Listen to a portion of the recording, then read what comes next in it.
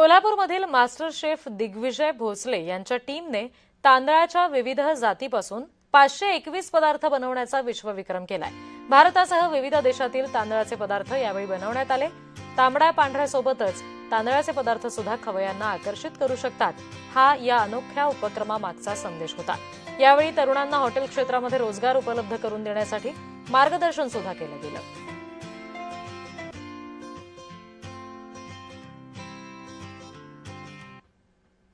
आता हे जो 750 500 नाही आणि हा रेकॉर्ड 521 to 750 चा टार्गेट होता।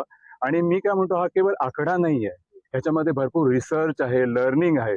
आणि म्हणजे हा एक इतिहास आहे की एक स्टुडंट्स लोकांना आपल्या पुढच्या पिढीला एक एक लर्निंग आहे, टाइम डिसिप्लिन, आणि त्या प्रकारे एवढ्या टाइम मध्ये बनवायचं आहे। ते एक मोठं लर्निंग आणि या कोल्हापूरमध्ये एबीसी हॉस्पिटॅलिटी कॉलेजने हे केल्याबद्दल मला भरपूर अभिनंदन आहे।